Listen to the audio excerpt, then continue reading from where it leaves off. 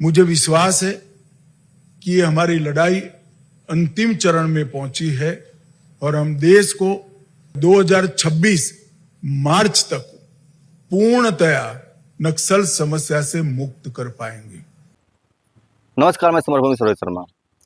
भारत के गृह मंत्री अमित शाह ने धमाका किया है और ये धमाका किया गया है छत्तीसगढ़ में 24 अगस्त को।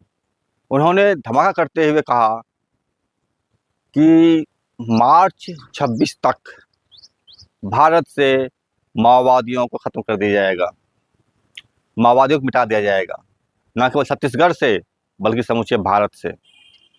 बहुत बड़ा घोषणा था, बहुत बड़ी उद्घोषणा है ये, और ऐसा करने की जहमत मैं समझता हूँ किसी सरकार ने नहीं किया था जो अमित शाह ने किया है। और यह करने के पीछे उन्होंने जो कारण बताए हैं वो बताए हैं आपको विभिन्न संख्या कि इस साल इतने माओवादी मारे गए, इस साल इतने माओवादी मारे गए, इस साल इतने माओवादी मारे गए। और इसी तरीके से उन्होंने बताया इस साल इतने पुलिस या सुरक्षाकर्मी मारे गए थे, इस बार कम हुआ है, फिर कम हुआ है, फिर कम हुआ है। 2004 से 14 तक 16,463 घटनाएं हुई थी और 14 से 24 तक 7,744 हुई है, तो 53% घटनाओं की कमी आई। नागरिकों और सुरक्षा बलों की मृत्यु में पहले 10 साल में 6617 6617 सुरक्षा कर्मी और नागरिक मृत्यु हुआ था। अब उसमें 70% कमी होकर 2004 तक ये आंकड़ा सीमित करने में हमें सफलता मिली है। इसी तरह से सुरक्षा बलों की मृत्यु में 73% की कमी और नागरिकों की मृत्यु में 69% की कमी आई है। अर्थात अमित शाह संख्याओं में माओवाद को खत्म होने का एक पैमाना मान रहे हैं। मसलन अगर किसी साल अगर एक भी माओवादी घटना ना हुई तो यह मान लिया जाएगा कि देश से माओवादी खत्म हो गया है। लेकिन क्या माओवादी घटना ही है? क्या माओवादी जब हत्या करता है तभी माओवादी होता है, उपस्थिति उसकी होती है? या माओवादी को समझने, जानने, मापने का पैमाना कुछ और भी है? लेकिन अमित शाह ने जो आंकड़े पेश किए हैं उस हिसाब से तो साफ यही लगता है कि माओवादी को जानने का, पहचानने का उनके दिमाग में एक नज़रिया है और वो है हिंसा, हत्या। बहरहाल अमित शाह का बैकग्राउंड आप सभी जानते हैं। वे एक आपराधिक प्रवृत्ति के व्यक्ति रहे हैं। भारत की सरकार के न्यायालय ने भी उन्हें तरीपार घोषित किया था। जो भी हो, वो अपने बैकग्राउंड के हिसाब से जो सोच रहे हैं वो उनका दृष्टिकोण हो सकता है, लेकिन हमें ये जानना है क्या माओवादी केवल एक इवेंट है, एक हिंसक घटना है, या इसके अलग भी कुछ चीज़ें हो सकती है? क्या माओवादी अगर किसी साल घटना नहीं करता है तो क्या यह मान लिया जाएगा कि माओवादी भारत से खत्म हो गया है? या क्या आप माओवादियों को इतना हत्या कीजिए, उनका इतना पुलिस आर्मी उतार करके उसको कत्लेआम मचा दीजिए कि वह खत्म हो जाए? क्या इसको आप इस तरह से देखना चाहते हैं? दिख तो कुछ ऐसा ही रहा है। जब से छत्तीसगढ़ में भाजपा की सरकार आई है तब से वह लगातार यही कोशिश कर रही है कि माओवादियों के गोपनीय ठिकानों तक सेना, आर्मी, जो आर्मी नहीं कहा जा सकता है, ये अब सुरक्षाकर्मी हैं जो ब्लैक कमांडो या बहुत तरह के कमांडोज बनाए गए हैं, वो लोग घुस रहे हैं। इससे जो सुरक्षाकर्मी जो अंदर घुस रहे हैं, इसका सबसे बड़ा जो फोर्स है वो वह फोर्स है जो माओवादी में थे कभी और फिर बाद में सरेंडर कर गए, या फिर वह लोग जो माओवादियों से प्रेरित रहे हैं, यानी वो जमींदार प्रवृत्ति के रहे हैं या आपराधिक प्रवृत्ति के लोग रहे हैं, ऐसे लोगों को लेकर बनाया गया एक फोर्स है डीजी, लोकल आदिवासियों का एक फोर्स है जिसका नाम डीआरजी करके दिया जाता है। इसके पहले आपको कुछ और भी नाम था जो आप जानते हैं। माओवादियों के इतिहास को अगर हम गौर से देखें तो इसकी जड़ें 1925 में निकलती है, जबकि भारत में सीपीआई की स्थापना होती है। वहाँ से बढ़ते बढ़ते बढ़ते बढ़ते आपको जो है फिर ये CPM बनता है, फिर CPIML बनता है, फिर CPIML में ही बहुत सारी टूट-फूट होती है, फिर जाकर के जो है अलग-अलग पार्टियां बनती है पूरे भारत में, जिसमें कि एक प्रमुख पार्टी आपको CPIML पीपुल्स वार रहा है, और CPIML पार्टी यूनिटी रही है, MCCI रही है, और भी कुछ पार्टियां रही है। ये तमाम पार्टी 2004 में एकजुट हो गया। एकजुट होने के बाद जो है उन्होंने एक नया नाम दिया CPI माओवादी। तो CPI माओवादी की जड़ें जो है लगभग 100 साल पुरानी देश में है, और 100 साल पुरानी चीज़ों को आप एक झटके में मार्च 2026 ईस्वी में ख़त्म कर दीजिएगा, इतना आसान भी नहीं है। बहरहाल जिस तरह से अमित शाह ने एक आंकड़ा पेश किया है कि आंकड़ा घटते हुए हिंसक क्रम को, तो मैं, और जिस तरह से पुलिस को माओवादियों के अंदरूनी इलाकों में भेजा है, कई सारे मुठभेड़ हुए हैं। अगर माओवादियों के, अगर पुलिस के ही आंकड़ों पर भरोसा करें, लगभग 136 माओवादियों की हत्या लगभग पुलिस ने की है वहाँ पर। बहुत से सवालों हैं उस पर जिनकी हत्या हुई, किनकी नहीं हुई है। ये जो इस बात को हम छोड़ देते हैं, तब भी जो ये संख्या एक बड़ी संख्या है, जिसका कि सचमुच में एक स्थिति लगता है। लेकिन मैं आपको याद दिलाना चाहूँगा कि पश्चिम बंगाल में जब नक्सलवादी आंदोलन शुरू हुआ था, तो 70 और 71 के केवल एक साल में 20,000 से अधिक नौजवानों की हत्या की गई थी। 20,000 के सामने में 100-150 की संख्या कोई मायने नहीं रखता, एक बहुत बड़ी संख्या होती है 20,000। 20,000 लोगों को, युवाओं की बाकायदा गवर्नमेंट ने, इंदिरा गांधी गवर्नमेंट थी उस वक्त, और इनकी पूरी जम करके हत्या की गई, और CPM की सरकार थी पश्चिम बंगाल में।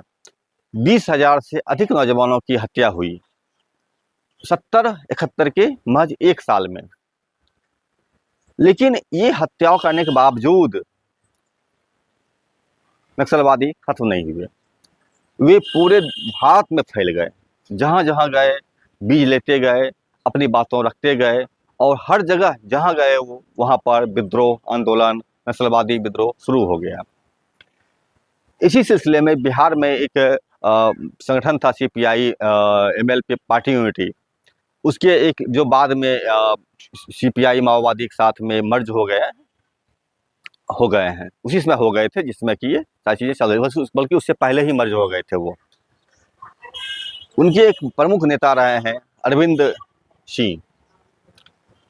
अरविंद कुमार, जिनकी मृत्यु 2018 ईस्वी में हुई है। उनके चाचा से मेरी बात हो रही थी, उन्होंने बताया कि बंगाली आते थे कुछ लोग, और पता नहीं उसके कान में क्या भरा, वो घर छोड़ दिए और माओवादी बन गए। कहने का मतलब ये है कि पश्चिम बंगाल के 20,000 नौजवानों की हत्या करने के बाद भारत सरकार ने जो ये पाई, वो ये पाई कि पश्चिम बंगाल के छोटे से इलाके से निकल कर ये सारे लोग पूरे भारत में फैल गए, और माओवादी का एक विशाल रूप वटवृक्ष खड़ा हो गया। ये एक ज़मीनी हकीकत है, ज़मीनी सच्चाई है, और इस 100 साल पुरानी संघर्ष के रफ्तार को आप एक तिथि तय करके खत्म नहीं कर सकते। ये एक महत्वपूर्ण बातें हैं। दूसरी चीज़ें जो बताना चाहूँगा इस मामले पर, वो ये कि आप माओवादियों का एक आंकड़ा था, जिन्होंने अपने पत्र में एक पत्रकार को बताते हुए कहा था कि जब से छत्तीसगढ़ में भाजपा की सरकार आई है, हमारी संख्या अपार बढ़ी है। पहले हम प्लाटून नहीं बना सकते थे क्योंकि इतनी आदमी नहीं होता था, अब हम कंपनी बना रहे हैं, बटालियन बना रहे हैं। ये बहुत बड़ी तरक्की हुई है भाजपा के 15 साल के कार्यकाल में। तो कहने का मतलब ये है, जितना दमन करेंगे उस पर आप उतना अधिक तेजी से बढ़ेगा, मजबूत होगा, फैलेगा। एक माओवादियों के नज़दीक से जानने वाले एक बुद्धिजीवी का कहना था कि सरकार अगर आंकड़ा अगर पेश की जा सकती है, तो लगभग 10 करोड़ लोगों की हत्या होगी भारत के आंदोलन के दरमियान। माओवादियों के साथ और भारत सरकार के आर्मी के साथ या पुलिस के साथ जो संघर्ष होगा, तकरीबन 10 करोड़ लोग की हत्या होगी। ये उनका आकलन था। अगर इनकी हत्या को हम 20 करोड़ भी मान लें, अगर 10 दुगुना कर देते हैं, तब भी अगर ये माओवादी को ख़त्म नहीं कर सकते, क्योंकि आप उनकी जो तादाद है आप संख्या में गिन रहे हैं, या उनको आप केवल पुलिस के साथ इनकाउंटर में जो शहीद होते हैं आपके, या उनके उस चीज़ों में देख रहे हैं। लेकिन ज़मीनी तौर पर जो चीज़ यही है कि आप 10 करोड़ लोगों को भी मार देंगे तो भी जो है माओवादी खत्म नहीं होगा। ये उनका कहना था। और एक और आकलन आ रहा है, तकरीबन 20 करोड़ लोग मारे जा सकते हैं माओवादी आंदोलन के दरमियान। खैर, आंकड़े को हम छोड़ देते हैं, हम आते हैं दूसरे तथ्य पर, जो माओवादी का एक नया विजन है। जब हम माओवादी की बात करते हैं तो उसमें हिंसा की बात होती है, तो हम इससे थोड़ा सा अलग हट करके देखते हैं माओवादी का असल में मसला है क्या। मेरे पास एक दस्तावेज था जो मैंने निकाला था नेट से। उस दस्तावेज में एक डॉक्यूमेंट, एक जो चीज़ दिखी थी वो था जनताना सरकार। अब सर जनताना सरकार क्या होता है, तो हम बताना चाहेंगे कि भारत में जिस तरह से एक सरकार बनी है उसका एक संविधान है जिसे हम भारत सरकार बोलते हैं, और उसके तहत उसके 4 पिलर बोलते हैं, जिसमें कि न्यायपालिका आती है, कार्यपालिका आती है, विधायिका आती है, व्यवस्थापिका आती है, जो भी है। फिर चौथा पिलर में आपको पत्रकारिता आता है, जिसका कितना वैल्यू है आप जानते ही हैं अच्छी तरह से हैं। हर दिन पत्रकार मारे जा रहे हैं, जेल में डाले जा रहे हैं। बहरहाल ये 4 पिलर पर ये लोकतंत्र चल रहा है। ये जो भारत सरकार के जो है ढांचा टिका हुआ है। फिर जनताना सरकार क्या है, तो जनताना सरकार माओवादियों द्वारा निर्मित की गई एक सरकार है, जिसका अपना संविधान है, जिसका अपना कार्यक्रम है, जिसका अपना सारा ढांचा है। और इस ढांचा के तहत यह अपनी सरकार के तहत काम करता है। एक पत्रकार ने छत्तीसगढ़ के हैं, उन्होंने एक रिपोर्ट दिया था। वो रिपोर्ट में बताते हैं, मैं बहुत लगा दूंगा आगे उनका वीडियो लिंक उसका, या वीडियो लगा दूंगा मैं उस पत्रकार का। वो बताते हैं जिस तरह से भारत सरकार बड़े बड़े होर्डिंग बैनर लगा करके लोगों को जागरूक करते हैं, कोशिश करते हैं, जागरूक करते हैं कि डेंगू से बचिए, मलेरिया से बचिए, विभिन्न बीमारियों से बचिए, उस तक बनाते हैं होर्डिंग।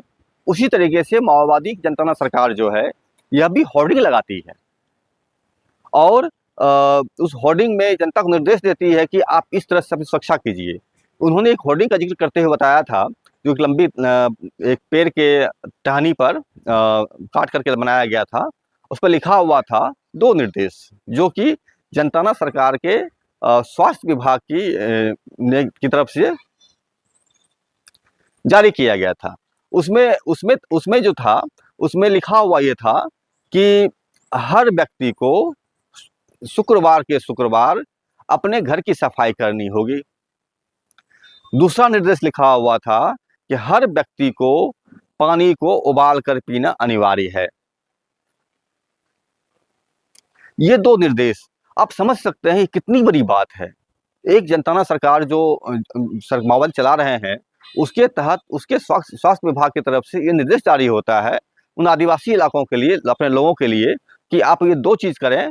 शुक्रवार के शुक्रवार, हर शुक्रवार को स्नान करें, और हर शुक्रवार को घर की सफाई करें, और पानी को उबाल कर पिए। इससे आप समझ सकते हैं कि जनताना सरकार कितनी गंभीरता पूर्वक काम कर रही है। मेरे पास उस डॉक्यूमेंट मैंने जो आंकड़े मैंने देखा था, मैं दिखाना है आपको। इस जनताना सरकार में जो उन्होंने अपने डॉक्यूमेंट में जारी किया है, सरकार की संरचना, नाम है जनताना सरकार।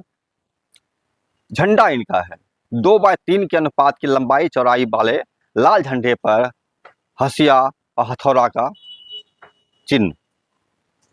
गाना है इंटरनेशनल।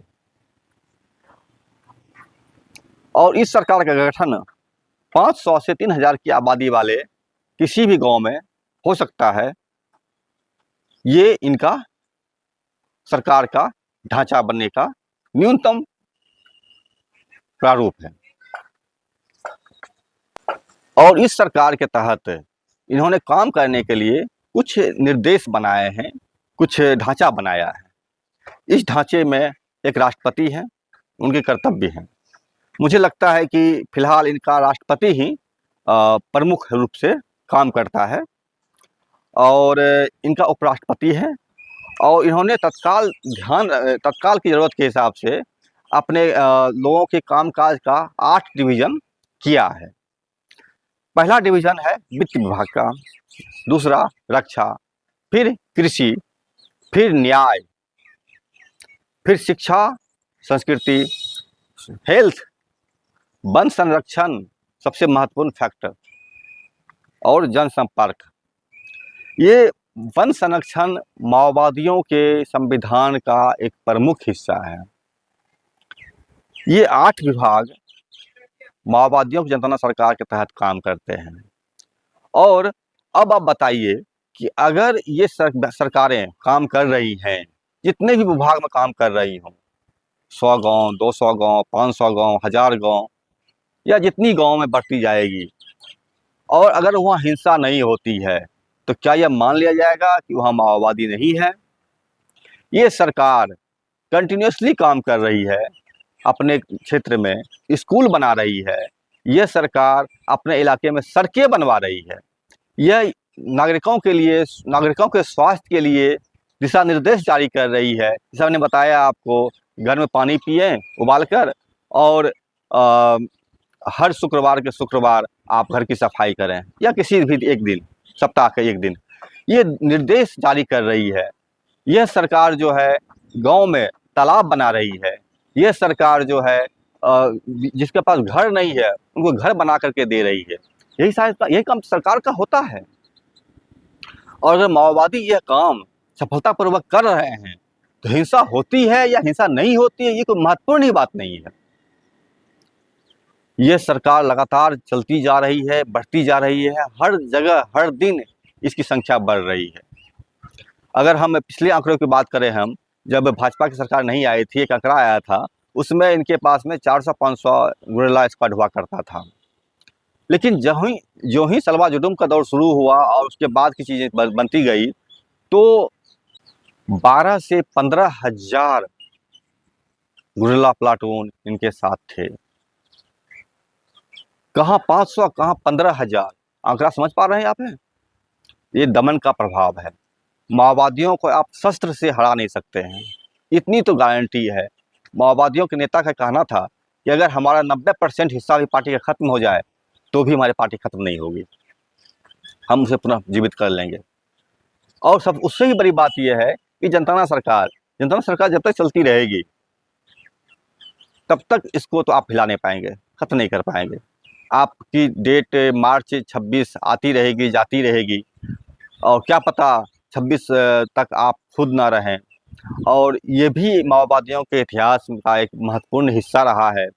इन्होंने न केवल छोटे छोटे जो लड़ने आते हैं उन पर हमला किए हैं, ख़त्म किए हैं, जो उनको मारने के लिए पहुंचते हैं, बल्कि उनको निर्देशित करने वाले बड़े बड़े अधिकारियों को भी मार गिराया है। हैदराबाद के DIG की हत्या इन्होंने किया है, गृह मंत्री की हत्या किया है, हैदराबाद के चीफ मिनिस्टर जो प्रेजेंट थे और जेट सिक्योरिटी उनके पास था, चंद्रबाबू नायडू, उनको उन्होंने बम से उड़ाया है। बच गए वो अलग बात है, लेकिन बहुत भारी विस्फोट किया था, उसमें आम तौर पर बच नहीं सकते। मान लिया जाए उनकी हत्या कर दी जाती, तो आप क्या कर लेते? और अगर जेट सिक्योरिटी प्राप्त लोगों की हत्या हो सकती है, तो कल के डेट में अगर माओवादी का और डेवलप होता जाएगा, तो आपकी भी हत्या हो सकती है। ये बहुत बड़ी बात है, जिसको कि सरकार को समझना चाहिए। इसके अलावा हम ये कहना ज़रूर चाहेंगे कि माओवादी को ख़त्म करने से ज़्यादा अच्छा है कि आप इस देश से गरीबी ख़त्म करें और शिक्षा को दूर करें। यहाँ के लोगों के पास बेरोजगारी है, उसकी बात करें। आप यहाँ के लोगों के बीच में जो नाना प्रकार अंधविश्वास का जाल फैलाया गया है, लोगों को ठगी, झूठ, भगवान के नाम पर ठगने का जो प्रोपेगेंडा फैलाया जा रहा है, इसको दूर करें। लोग हर युवाओं को शिक्षा नौकरी दें, तो क्यों कोई माओवादी बनेगा? हर कोई खत्म हो जाएगा इस माओवादी विचार से, और वह सरकार के समर्थन में आ जाएगा। और यही तो मतलब आम जनता चाहती है। अगर आप ये सोचते हैं कि बिना शिक्षा के, बिना स्वास्थ्य की देखरेख किए, सिर्फ लूट के तंत्र को खड़ा करके आप चाह रहे हैं कि लोग माओवादियों को ख़त्म कर दें, तो निकट भविष्य में तो ऐसा दिखता हुआ प्रतीत होता नहीं है। भले ही आप 10 करोड़ लोगों की हत्या कर दें या 20 करोड़ लोगों की हत्या कर दें, आए दिन आप बस्तर के जंगलों में आदिवासियों की हत्या कर रहे हैं। भरमार जैसा बंदूक जो कि आम तौर पर लोग अपनी सुरक्षा के लिए रखते हैं जंगली जानवरों से, भालू से या बाघ से या किसी अन्य जानवरों से जो जंगल में निकल आते हैं, उसको देखा करके आप बोलते हैं कि ये माओवादी है। लेकिन जबकि सच्चाई यही है कि माओवादी AK-47 से नीचे कोई हथियार रखता ही नहीं है और AK-47 वालों की संख्या बहुत बड़ी तादाद है उसमें। आप उनसे लड़ नहीं पा रहे हैं तो आप आदिवासियों को जान से मार रहे हैं, आप जंगल काट रहे हैं, आप अदानी जैसे सेठों के हवाले देश के हर संसाधन को कर रहे हैं। तो आप 26 तो छोड़िए, 100 साल के बाद ही माओवादी खत्म नहीं कर पाएंगे। अमित शाह जी, मेरा आपसे ये अनुरोध है कि आप माओवादियों को ख़त्म करने की जगह पर आप युवाओं के अंदर बढ़ रही निराशा, उनकी दुरावस्था, उनकी भुखमरी, उनकी बेरोजगारी, उनकी तकलीफदेह जीवन शैली को सुधारने का प्रयास करें, उनकी शिक्षा और स्वास्थ्य की बात करें। हिंसा में कुछ नहीं रखा है। आप गरीबों को मार करके, एक आम आदिवासियों की हत्या करके, चंद पत्रकारों को जेल में डाल करके आप चाहें कि माओवादी खत्म हो गया है, नॉट पॉसिबल। नमस्कार, मैं समरभूमि से रोहित शर्मा। न्यूज़ देखिए, अच्छा लगे लाइक कीजिए, सब्सक्राइब कीजिए, शेयर कीजिए।